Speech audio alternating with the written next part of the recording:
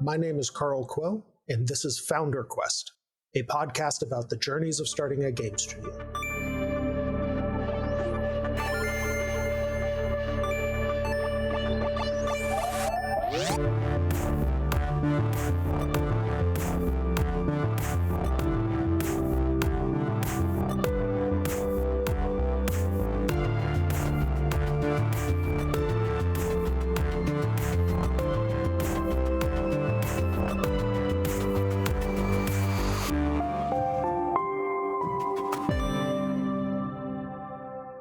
Today, we talk with Oksana of Seeker Entertainment. Oksana and I first met back in the day when she first joined Riot. She was already a deeply accomplished engineer and leader, and it was great working with her then.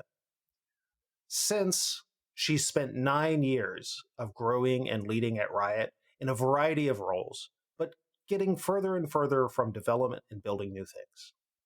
She talks about how that drove her to pursue her founding journey and the learning and experiences along the way. She's also one of the few founders to join me who went on a true co-founder dating experience.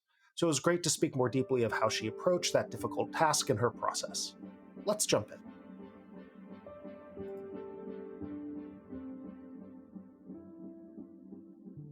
Where I start is usually trying to understand what led you to decide to found a company. And usually the way I talk about it is I sort of think of it as this moment where you go from maybe I'll do this to being sort of emotionally and mentally committed of like, no, I'm doing this. And I'm curious for you what sort of led up to that kind of moment and then pushed you over the edge. Yeah, what a great question. Before I started my company, I worked at Riot Games for a very long time, 9 years.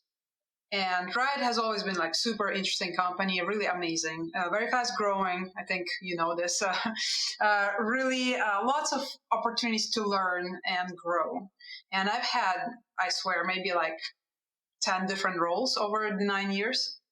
But towards the last couple of years, I think I've started to struggle a little bit because the roles grew. On one hand, I kind of like reached career success, big executive titles, big scope, big teams to manage, things like that.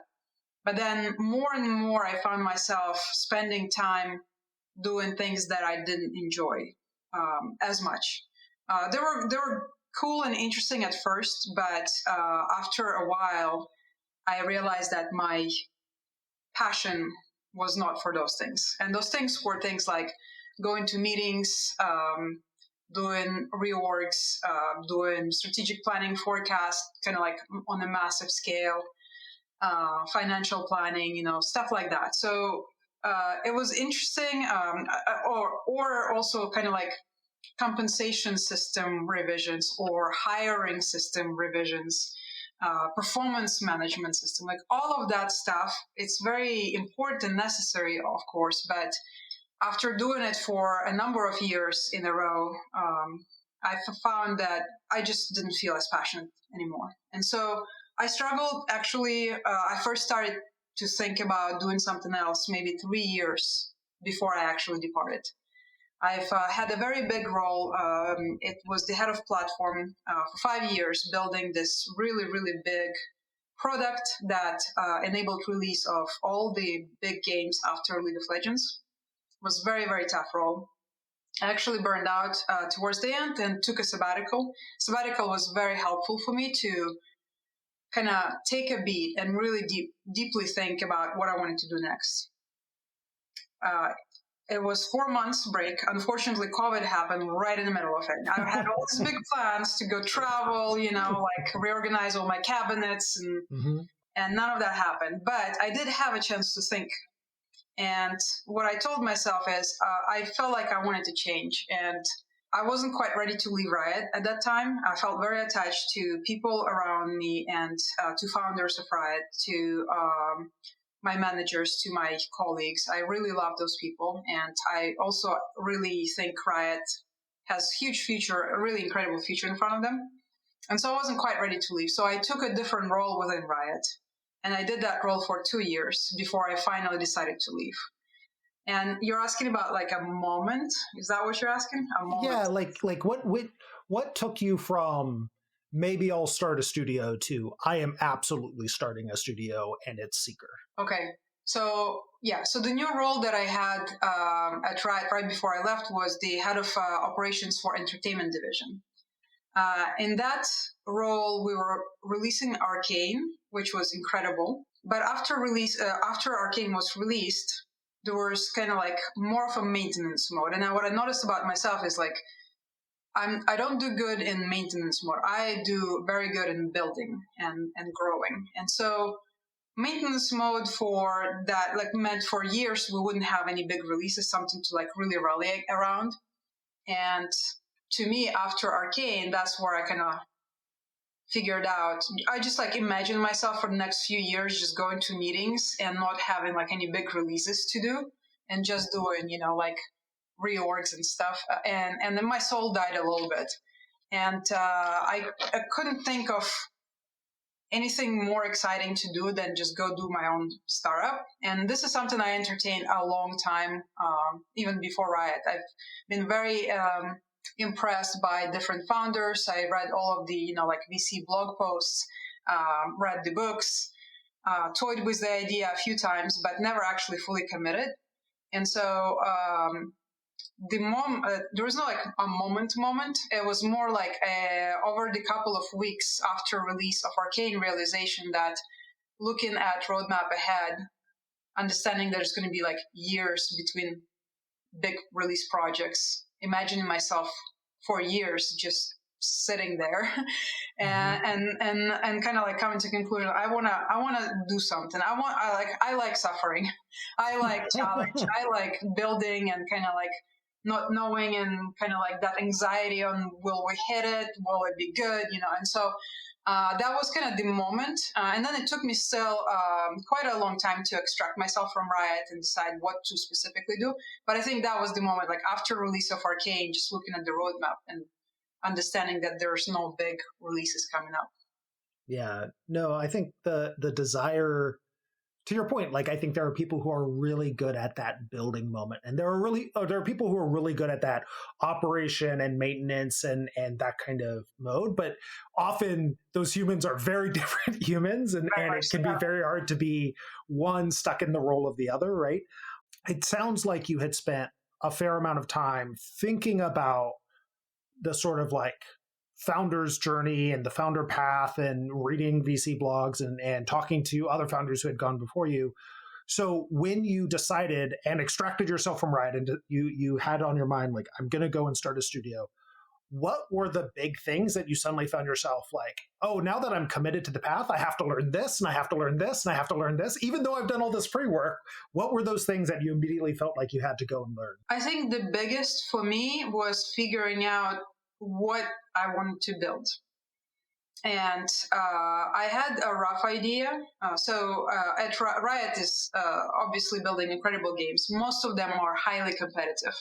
I wanted to build, especially post-COVID, something that was hopeful, positive, and cooperative. So I knew I wanted to do something like that. But I wanted to figure out the specifics of that.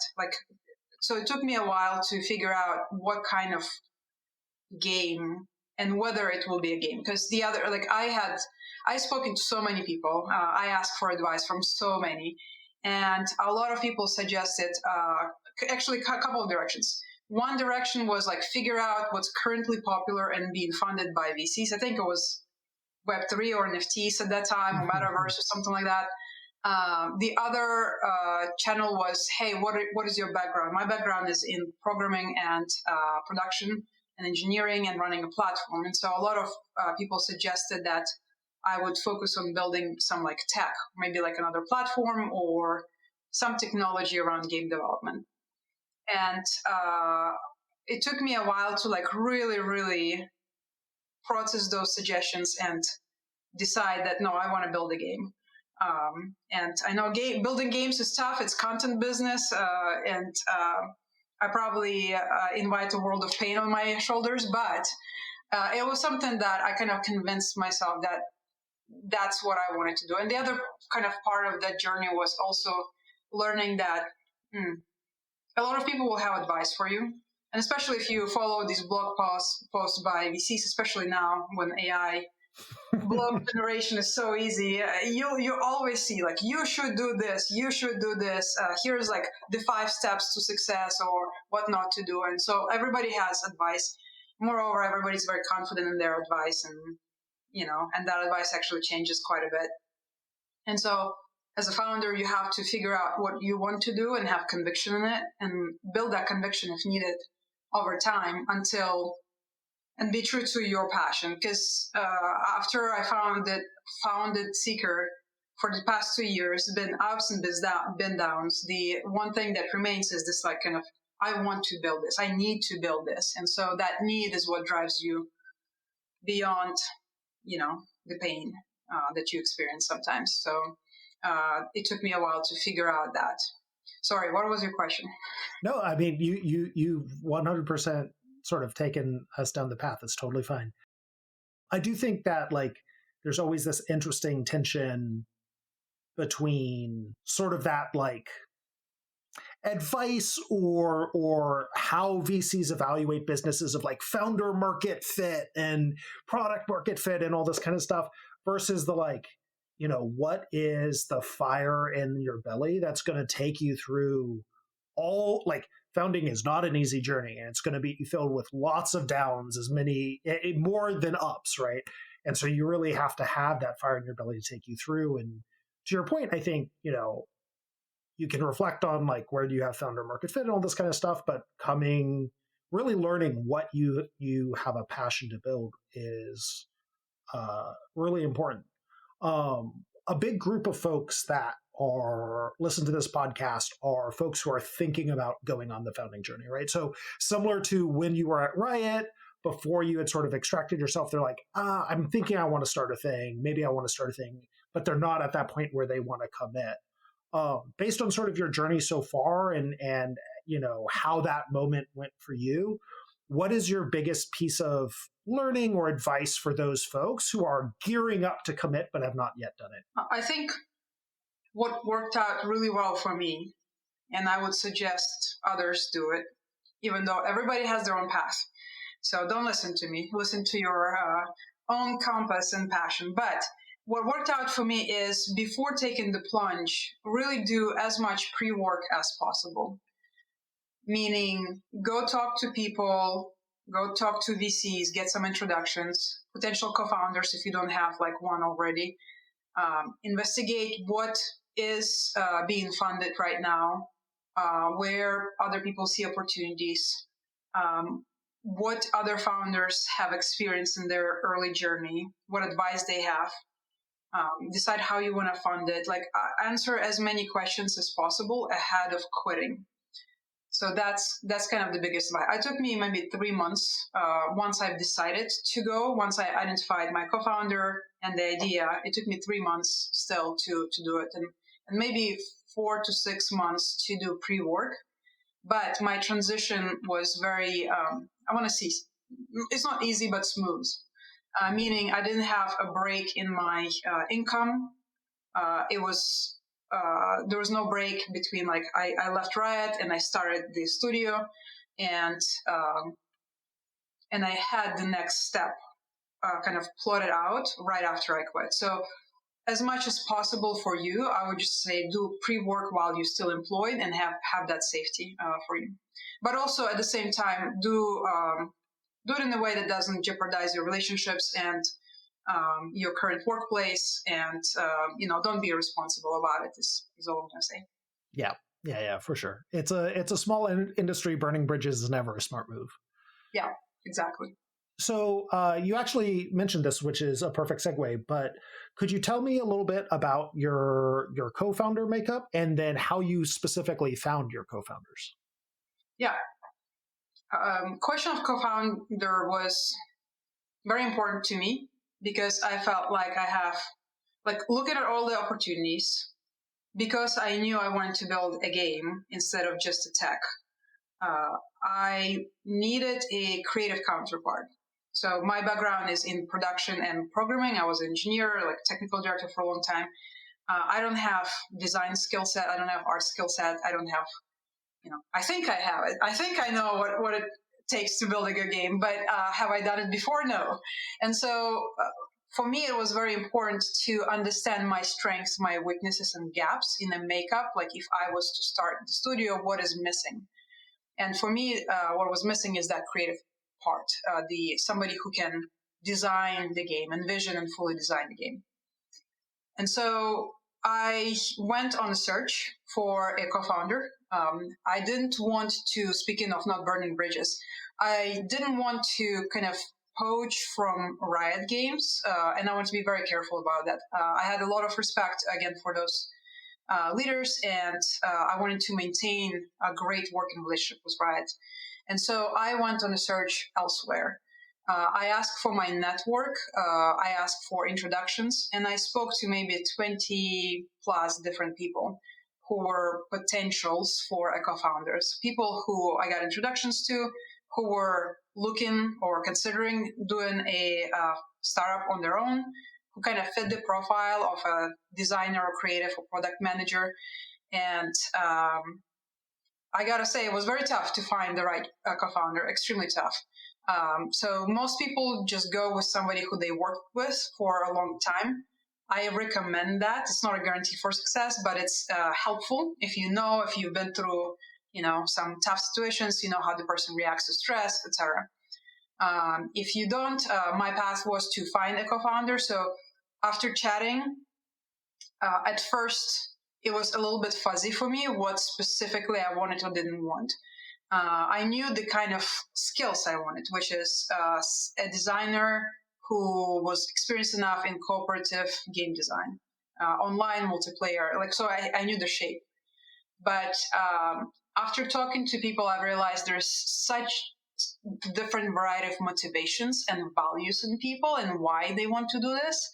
And it was very eye-opening to me. It took like 20 conversations plus to find the person whose motivation matched mine and whose values also matched mine. So what I was looking for is somebody whose primary motivation was to bring people together in games, in experiences. So build something where, similar to League or EverQuest, where people, meet online, they develop actual deep real life friendships and relationships. They are less lonely. Sometimes there's, like we're joking, people exist because they met in games like this.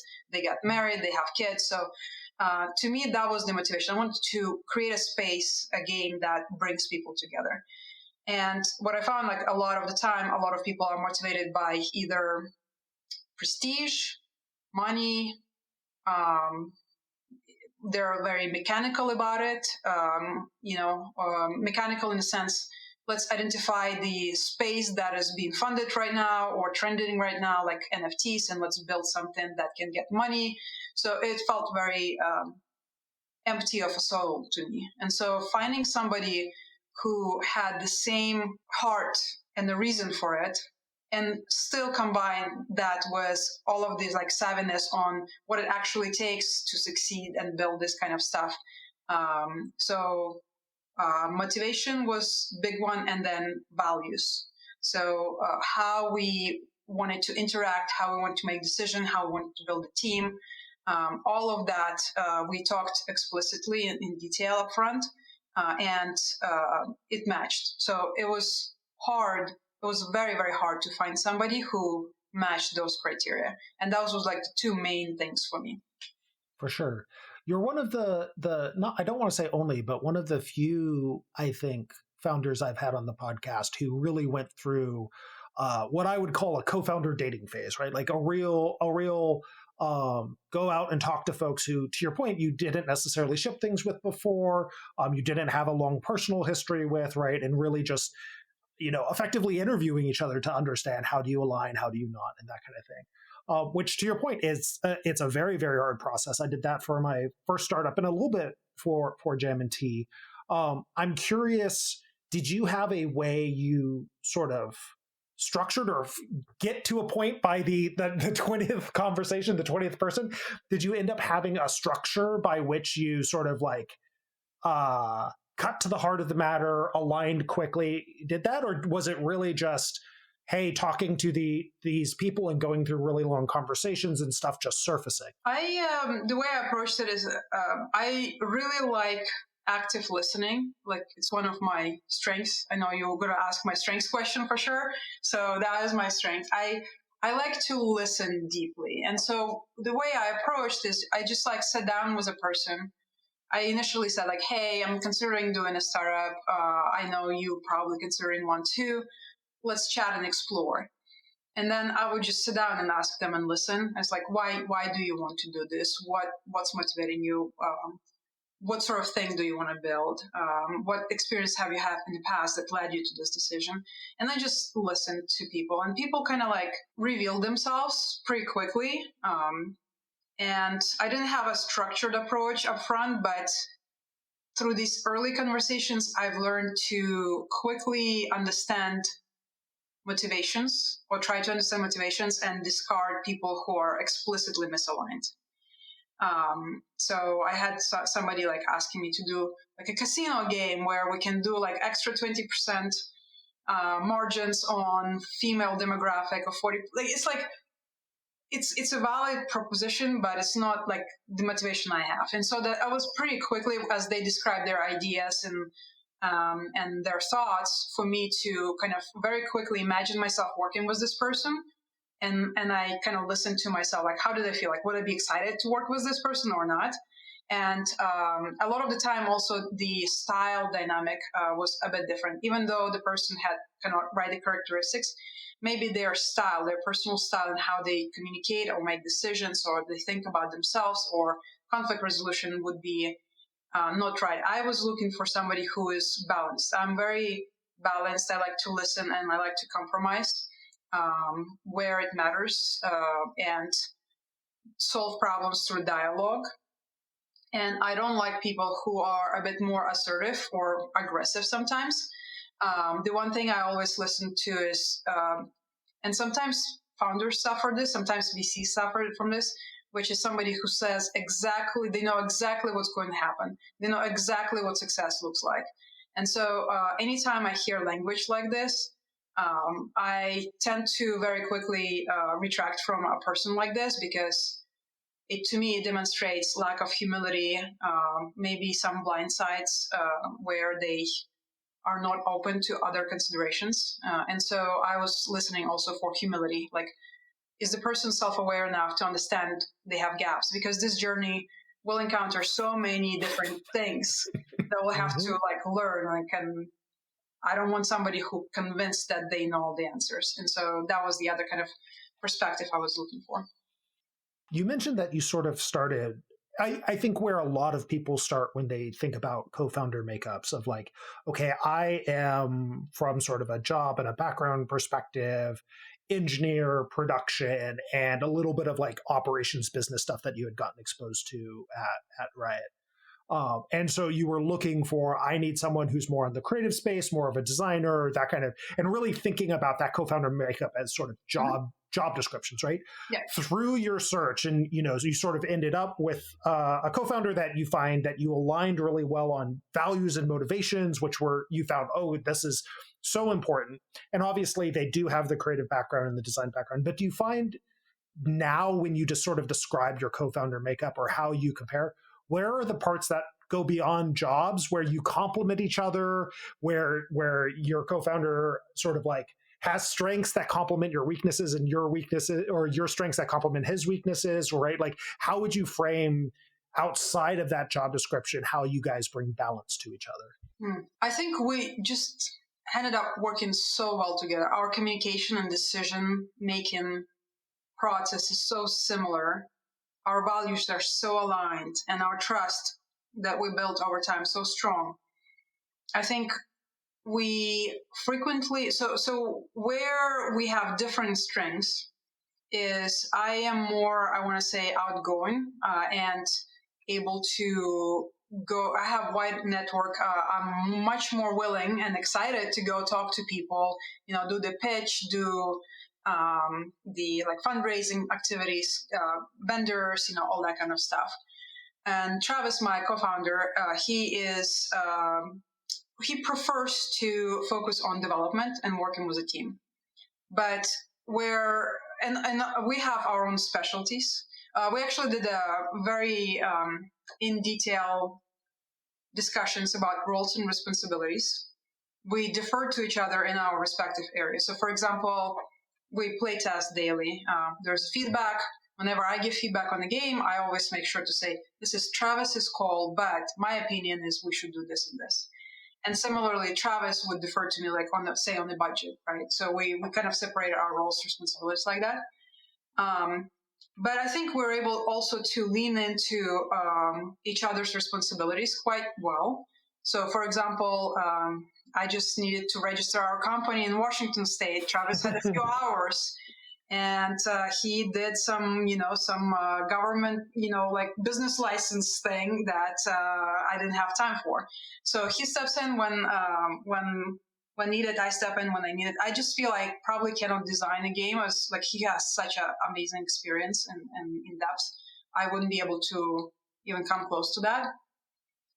So yeah, we just have our own areas of expertise. But anything that is new to both of us, we're able to just like both learn and kind of juggle it between each other. You sort of mentioned that, because you guys are so well aligned on motivations and values, you found it relatively straightforward to make decisions together, right?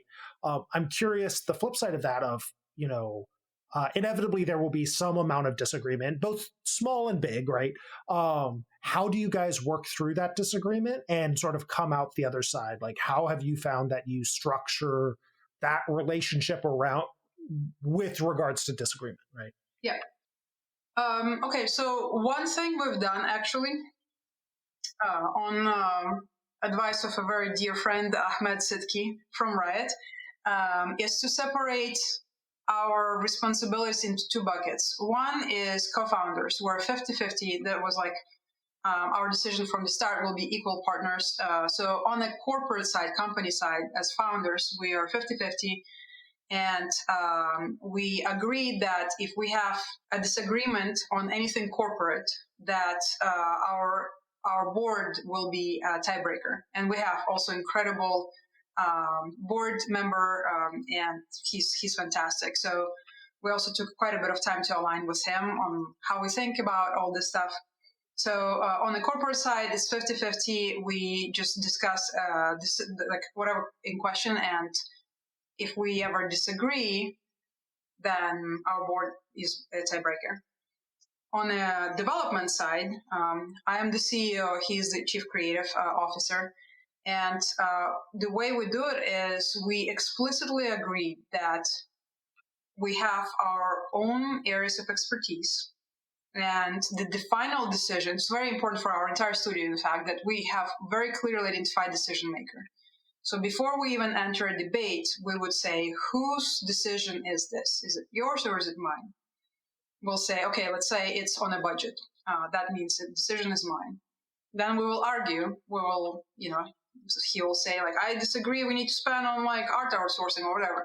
And I say like, no, I believe blah, blah. And then we will debate, discuss. We'll take advice from other team members. But then when all said and done, he defers to me on final call in the area that I own, and I defer to him on the final call in the area that he owns. But this also means that we agree that we're not perfect. So let's say I make a mistake. There's no bitterness. It's like an agreement, it's support. It's like, you made a mistake, let's fix it together and let's move on. We both have enough experience to understand decision making. It's not necessarily a privilege, it's a burden. It's a job. It's a hard job to do. And so we know also that no decision is perfect, and we are very forgiving and supporting of each other through debates like this. So far, we've been able to navigate all of our disagreements pretty effectively in this fashion. That's awesome. I think, like, exactly to that point, it's so easy for folks to divide up a decision and be like, oh, this person is going to make a call, but then often where that goes wrong is exactly what you said, is when that decision turns out to be incorrect or not play out the way that they want, it becomes scorekeeping of like, oh, well, you were wrong on this one, so I get to make the decision now, instead of being like, no decision is going to be perfect. Yes. No decision is going to be with, perfect clarity. And so you work together as a team through whatever comes, right? Without looking back and scorekeeping on what happened, which sounds awesome. Yeah, the other way I see this going wrong, and I also advise a number of friends who are on the same journey, is that not listening. So let's say it's my decision, and this is goes back to my initial screening of co-founder, somebody who believes that I have all the answers, and not actively taking input. I cannot tell you how many times, even though I don't feel super qualified to give feedback on some details of system design within the game, I would share my opinion, and Travis would consider it deeply and incorporate it into his decision. So I always trust him to do that, and vice versa. When he comes in with any sort of feedback or suggestions, I make it a priority to listen and incorporate it into my decisions. So listening for context, understanding where the other person comes from. Sometimes even if that person, and it's not just Travis, it's like a team itself, if they may not have the right articulation of why they're worried about something, but this is where like the deep listening comes into place, like really sitting down and like pulling it out of like why, because there's so many diamonds in there. Something that maybe I'm not seeing, somebody from their experience or background that is forming their concern. And so ability to listen and take that into consideration, I think it's a key part in building trust, where the other person then trusts that you listen, consider it, and then they trust you to make decision, even if they disagree with the final decision. So, absolutely. Switching topics a bit into fundraising, would you mind telling us a bit about how you're funded and whatever detail you feel comfortable sharing? Yeah, we are funded. We raised our seed. So right after I left Riot, it took me, I mentioned, a few months to leave Riot. Travis, meanwhile, worked on full design document for the game. He fleshed out the full idea. And so by the time I left, we actually had a pretty full pitch deck. We went and pitched and got a seed funding from venture capital, as well as from Dreamhaven and Riot Games. This goes back to importance of maintaining great relationships. Industry is very small. Your network is probably the biggest value. We were able to secure funding literally within 2 weeks of me quitting Riot. And when people ask how, I say by working for 20 years diligently, maintaining great relationships, and building a reputation where people feel confident they give me money, I can handle it well. So 20 years in the making. So so we are funded through VC and Dreamhaven and Riot Games in seed, and right now we're looking for Series A. Not the best time to look for money, but we're doing our best. Yeah, I mean, I also remember no one except you and I probably know this, but you and I were actually fundraising and got funded around the same time. Yeah. And, now is definitely not a great time to go fundraising, but neither was the 2 weeks that you would go fundraising before. So I think we've just decided to found companies in not great fundraising times. Well, wait. So I just had a very interesting conversation with a VC. It's very refreshing. What we're seeing is a lot of VCs kind of pull back from content. And that VC said, hey, when everybody's coming in, I step out. It's kind of like stock. When everybody's buying, you just sit tight. When everybody's selling, that's when you buy. He said, in the next couple of years, because everybody pulled back, it's going to be a little bit of a clearing of the red ocean, a little bit of a clearing of a slate. We're hearing the same from strategic. So, the companies that will survive this kind of very rough, survive the 25, I think they will have a little bit better chance of succeeding because there will be fewer games launching in theory in the next couple of years. Yeah, 100%. I was talking to another VC, actually, although not in the context of him being a VC, and he mentioned that some of the greatest companies were often founded in periods of time where funding had receded in various ways, and you ended up with companies that were a little bit more like bands of pirates figuring out innovation on the sidelines, and that's where a lot of the magic can really happen. Whereas when there's a lot of funding, to your point, like everyone is kind of flush with cash, right? Like it's not that hard to necessarily get money in the grand scheme of things, and so like you end up with companies that are not as hungry in the same way, or like resourceful and scrappy in the same ways. And so I think there is absolutely, I think, credence to that. As the founder trying to fundraise, it doesn't feel great. But to your point, hopefully as we continue through this, as companies can survive and find that innovation, I do think that we'll see some very interesting things come out of it. Mm. So as you have gone on this journey, both your first fundraising round and now your current fundraising round, what's the biggest difference between how you thought fundraising would go? Like, I mean, you had read all the VC books, you had obviously talked to a bunch of founders, probably a bunch of founders who had lived through the 2020, 2021 VC gold rush. What was the difference between sort of how you thought it would all go and then what actually played out for you guys? Mm-hmm.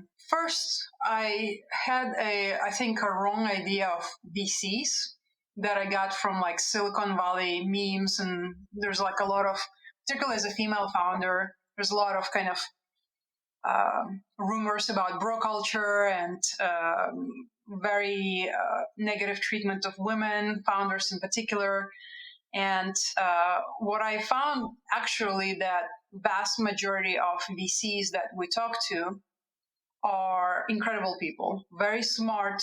Many of them are operators themselves in the past who've been through the founder journey, so they understand the ups and downs pretty deeply. A lot of them are great supporters. Even if they don't end up investing, they help out in any way they can. And I was just like blown away by how misguided my perception was of what the VC culture is. And I'm sure I'm missing some of it because I'm not like really in tech in Silicon Valley. It's mostly games. But again, like I was blown away. Like all of the people who invested in us are incredible people. And I'm still networking a lot with others, and just the help that they offer and provide advice for no benefit for themselves has been incredible. I felt that other founders really helped me understand what I'm getting into. The community of other game founders is also incredible. Like yourself, you were incredibly helpful. There's been a number of other friends who started companies before me who were willing to prepare me for it. Literally sharing. I was so naive. I knew nothing about VCs. I was like, "What's a cap table? What are you? Like, how does this work?" And so, literally, had people sit me down and just walk through the very excruciating details of how funding works, what VCs are looking for, why, how they're incentivized. So, I think. Yeah, I would say the biggest surprise was also actually the value of my network. I did not understand until I left Riot just how big my network is and how extremely valuable it is, particularly relationships I've built over many years. Getting access to VCs is hard. So if you don't have somebody to introduce you to, the cold outreach is unlikely to result in a productive conversation. If it to result in conversation at all.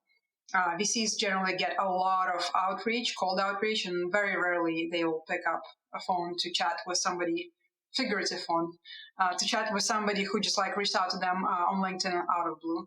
And so having people who are willing to spend their kind of like relationship capital on introducing yourself warmly to a VC has been the biggest reason why we're able to raise so quickly.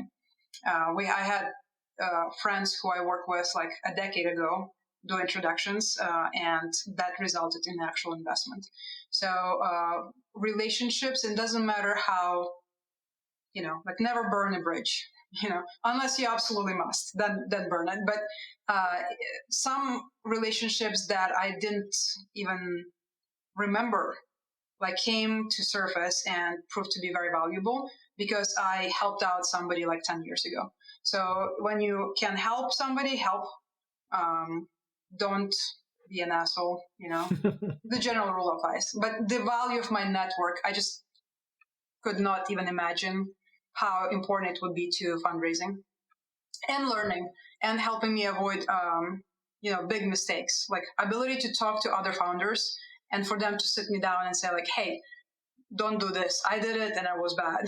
And so I feel like I learned quite a bit from them. When you think about sort of really your personal journey, right? Like, I think a lot of folks talk about fundraising being particularly hard as a process, even in the best of times, right? And I think especially, a lot can be said about how different founders and different demographics of founders fare in the process in general.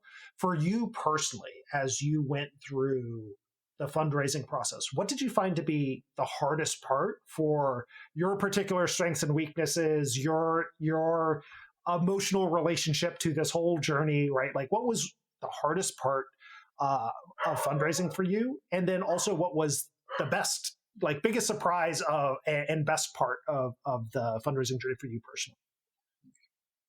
The hardest part was how much you have to sell yourself.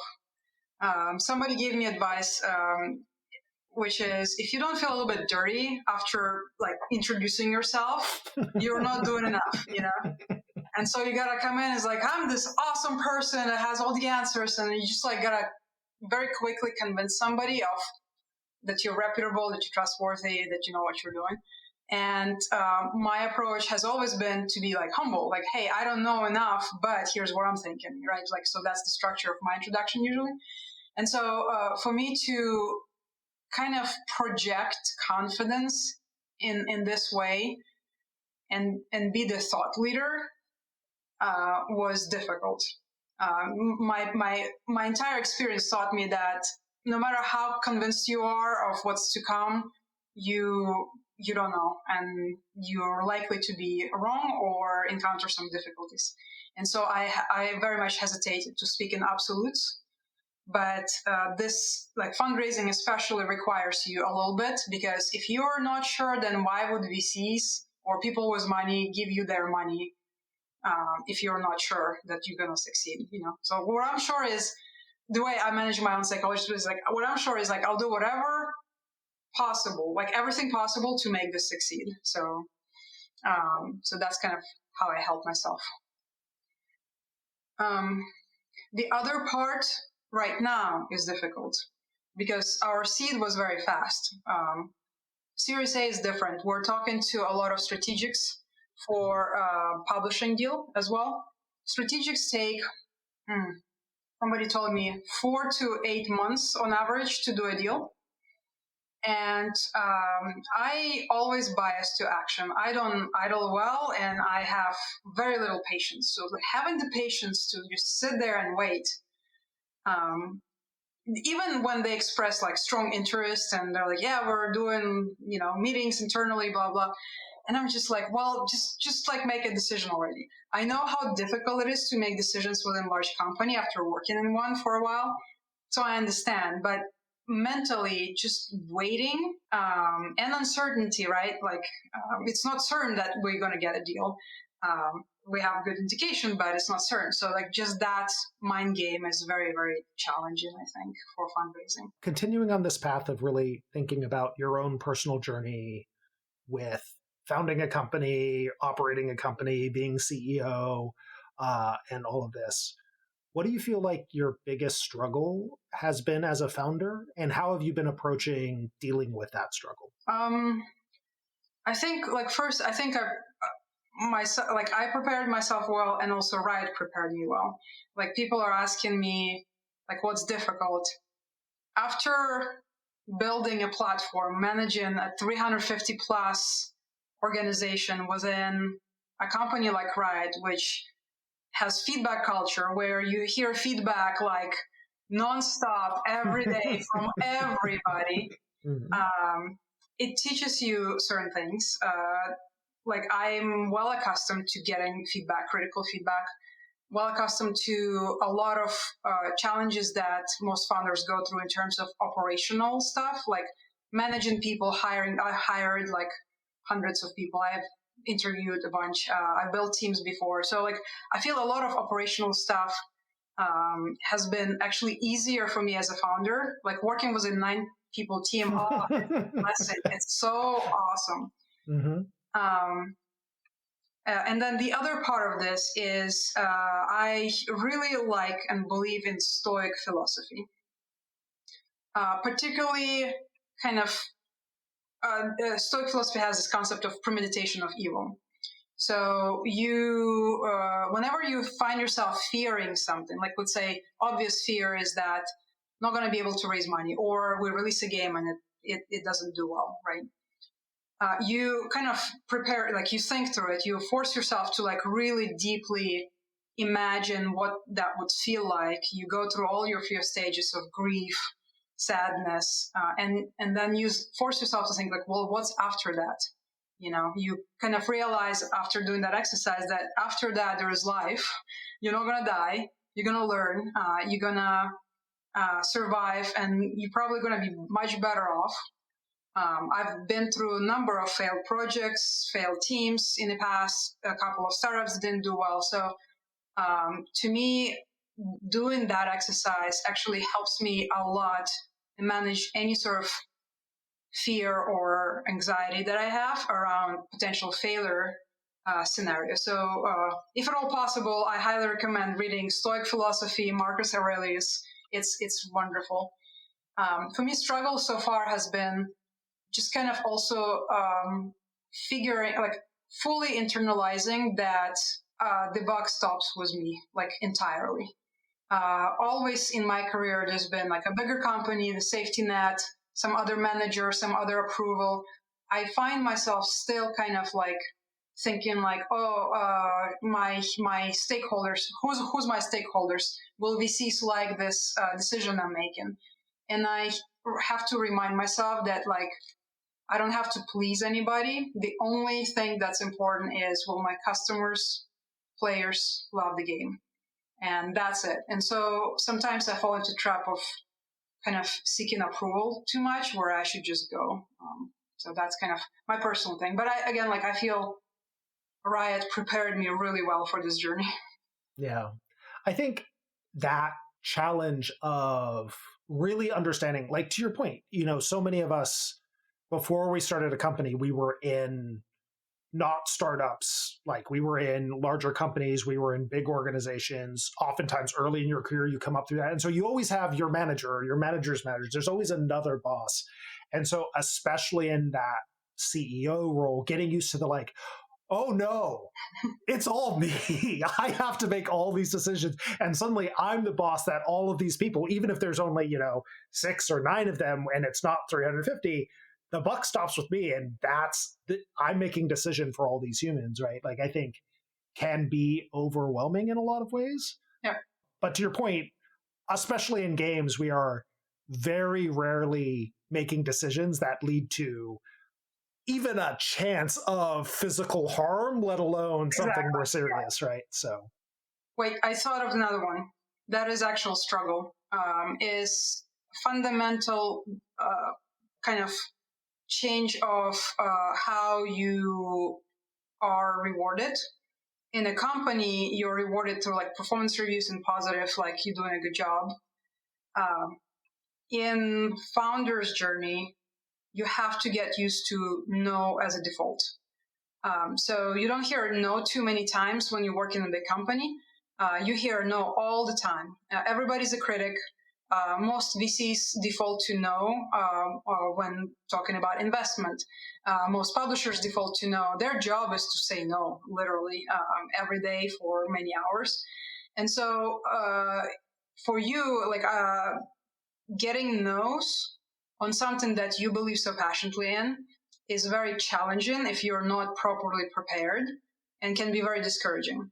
It's like, can't you see how awesome this thing is? And it's like, no, because it doesn't align with our thesis, or it doesn't have AI, or it doesn't have NFTs, or it's not the right time, or like whatever is the no reason is. So just being able to persist without losing optimism through many no's, because you only need one yes.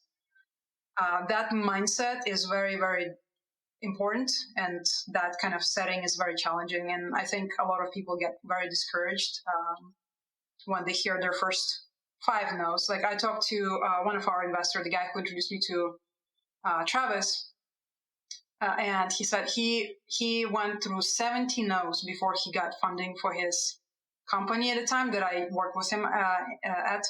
And I just always have to remind myself that that's the normal case. That's the normal. You have 70 no's before somebody says yes to you. That's the normal. If you are unable to persevere through 70 no's and still have that belief, it'll be very challenging. So how do you work to support yourself as a founder, like emotionally, like as we just sort of talked about, being a founder and a CEO can be very hard. It can be very lonely. There's a lot of no's. There's a lot of just the weight feeling on top of you and just all of this stuff going on. So what are the primary support structures for yourself as you go on this journey? Yeah, I think my husband, he has to hear a lot about my struggles. I feel bad for him, but also very grateful.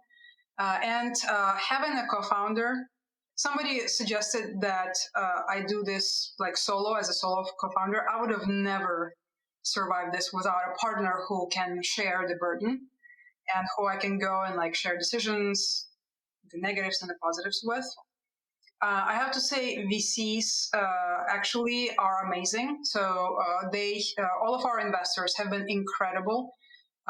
They formed really cool communities of their portfolio companies. There's advice. So whenever I feel really down, or even like if it's purely like something technical, I feel like I always can go and ask them, and they're always willing to help. So that's incredible.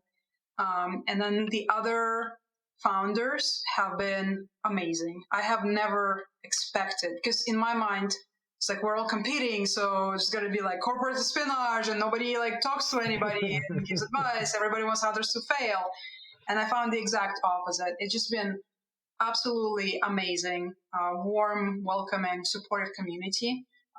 You are doing like, we have a Discord where we just like, anytime there's trouble, I can go and like vent or chat or ask for advice.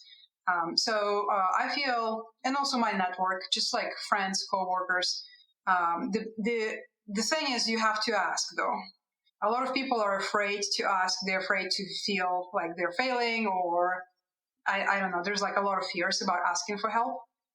And I found that asking for help actually strengthens relationships. And I would highly recommend it. Yes, absolutely. That I think is a hard lesson for a lot of people to internalize and grow through, and is the bane of anyone who's trying to get a community off the ground. Is like, no, ask for help, engage. The community will hug you back. It's Yes. okay, right? And at least in the community space, the best you can do is model the behavior and hope that others see and feel rewarded for it. But it's definitely a lesson that I think I would advise every potential founder to learn before you go on the founder's journey, is because asking for help is so critical. Absolutely. Is there any areas on your founding journey where you feel like you wish you had more support, or you wish you had built more mechanisms for yourself, and you want to work on that in the future? I feel, for me personally, I don't feel I have like big gaps like this. In fact, the opposite sometimes is true, because both me and Travis are very, very experienced. We have decades of experience in startups, in big companies, big teams, small teams, successful projects, failed projects. Our networks are huge. Sometimes what we find is investors want to give us their help and like, hey, we'll be so hands-on, we'll be so helpful. And uh, we would like to politely say thank you, but no, So I feel like, honestly, I have never felt shortage of support. Anytime I need anything at all, ranging from I need an intro, I need to figure out how payroll works, how to contract negotiations work, like can you do a lawyer recommendation, like anything at all, I'm able to turn to the community and I get support and help. So I am very grateful for that, honestly. When you think about the next 6 months to a year, sort of the horizon on the future, both for yourself as like an individual on this founding journey, and obviously the company, since is so intertwined, what are you thinking a lot about? Obviously, you're in the middle of fundraising, and that's probably pretty dominant. But outside of potentially that, like, is there anything else on the horizon that you're thinking a lot about for yourself as a founder or for the company? I think for the company, the pressure right now is insane. For game content specifically, there is pressure coming from every side. So obviously, a lot of content is being released right now. Players are being more and more discerning and how to build something that really stands out. That is a very difficult challenge in itself. On top of a very quickly changing landscape of technology. So AI, everybody asks, like, what are you doing with AI? Trying to figure out whether we should use AI and in what ways, and will it be helpful or harmful for our development is very important. And then the budgets are small. The budgets are very small as a startup.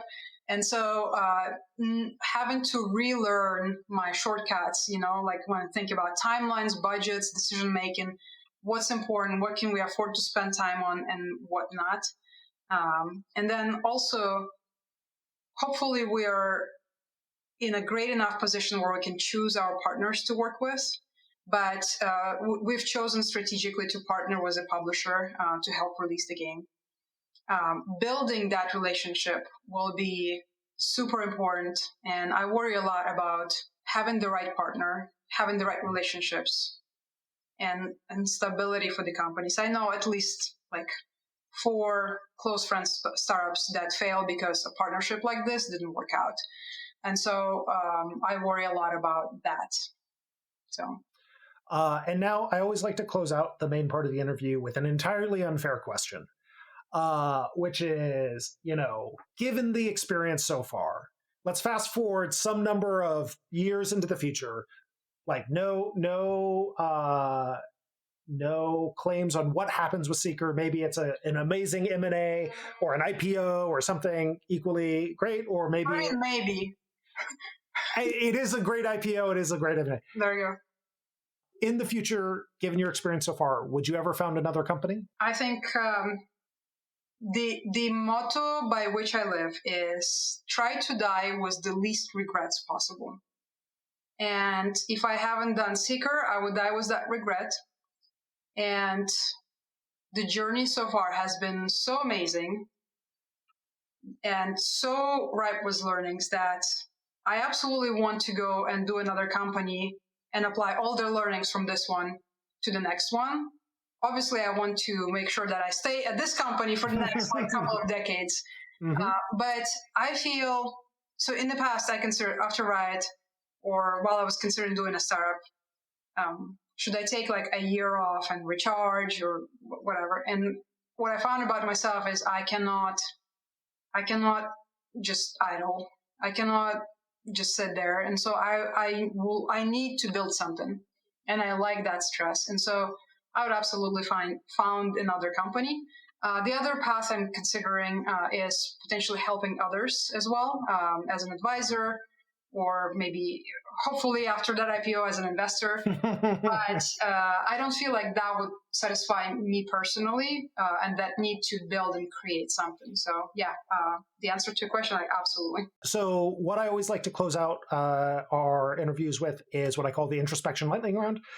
Where these questions came from is actually my own co-founder dating journey. This was a set of questions that I would give to folks before our very first conversation, actually, to sort of both bring our answers and as a way to talk through them and sort of start the conversation. And to your point, sort of start understanding them better, start aligning our values, our motivations, our strengths and weaknesses. And so we'll go through them. They can be relatively fast answers, but just each one. And we start out with, what is your superpower? Superpower is active listening.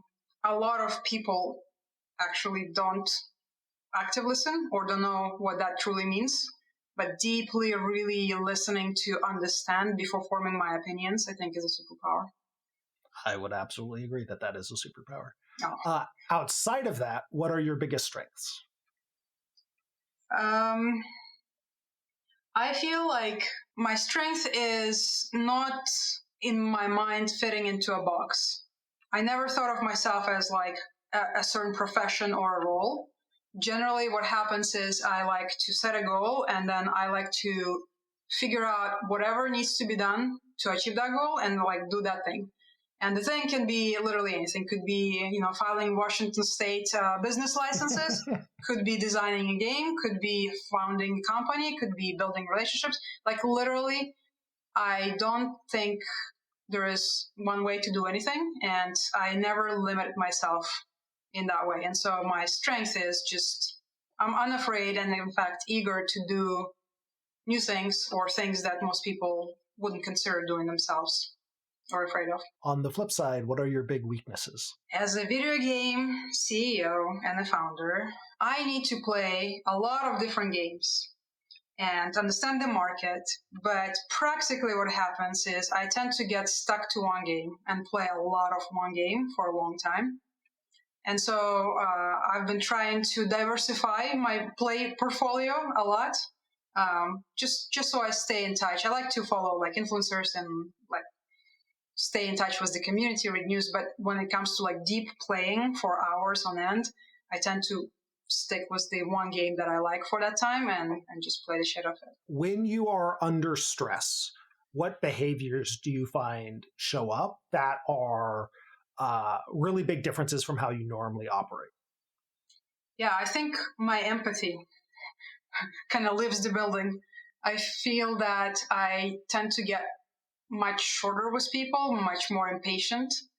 And, like usually when they come with their problems to me, I listen, I empathize, I try to help. In the state of high stress, I'm like, your problem is nothing compared to what I'm dealing with. Get away from me. Like, I want to talk about my thing. And so I think I need to.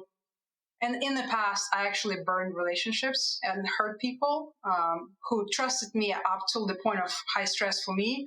And then I literally like stomped on their feelings and it hurt that relationship. Happened a few times before I learned that's the pattern.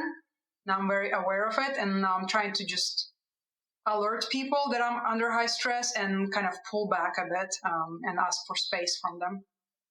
Got it. And what do you find you need to happen on a regular basis in a professional context to help like keep you even keel, keep you sane? Like what are your sort of like, I call them upkeep needs professionally? Yeah. I actually moved to Bend, Oregon to be co-located with my co-founder and a couple of other guys that we have at the company here. I work from home, and working from home is driving me insane. I found that I really need people interactions. I need face to face. I need chat. I need that energy. And so, aside from just getting together, grabbing some beers in the evenings or some lunches, I really need those conferences, the GDCs, the Games Beats, the dices, because every time I go, I'm kind of like dreading it because it's just so overwhelming. Every time I come out of it, extremely energized, and it lasts me for a couple of months. So people, I found, is what I need to be happy. We are very different people, but I appreciate that. That's I awesome. always thought myself to be an introvert. Honestly, I don't know where this is coming from. I honestly always wanted my own space, to be by myself, left alone. And I found that after COVID, I totally flipped. I cannot work from home for too long without actual face-to-face interactions. Turns out I actually love people. Yep. Yeah. I think COVID was a real self-reflection point for a lot of humans about how much of an introvert were they really. Exactly. Yeah, for sure. Well, thank you so much for joining me on the podcast and spending time with us and all the amazing answers and stories. Here at the end of the show, did you have any closing thoughts or any shout outs or anything you wanted to put out there in the universe here at the end of the episode? Yeah, I want to shout out to our fellow community and fellow startup founders both who are at the end of their journey, right in the middle, or even considering. For my entire network, I cannot even count how many people helped me on my journey. And I want to shout out to you. You have built a community. You have been an incredible supporter to many, many founders. You continuously supporting them. It doesn't matter if you're stressed out yourself or not. You're building your big Notion tables and resources, and you're always willing to meet and give advice. And I know, at least in our community, we're a part of the same portfolio for at least one VC. You're always looked as a great influencer within that community.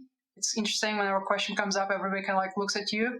And so I want to give you a shout out for being an awesome heart of the community. Thank you for doing this. Well, thank you. One of my weird patterns I've noticed is that one of my ways to cope with stress is to do stuff like this. So it's a weird outlet to deal with all of the stress of running a startup. It's a win-win then. Yeah, exactly. There you go. And then finally, if one of our listeners heard an answer or was really curious to follow up on something you said, what's the best way for them to get in touch with you? I think on a LinkedIn. Just ping me on the LinkedIn, and I'll try my best to answer every request I have. Absolutely, yeah. And just remember that when you connect with someone on LinkedIn, always add a message so that we know why you're connecting. And we're happy to answer questions when there's real questions. Well, thank you so much again, Oksana. I really enjoyed this conversation. Thank you. Same. It was great. Thank you for inviting me. I really appreciate it. Of course.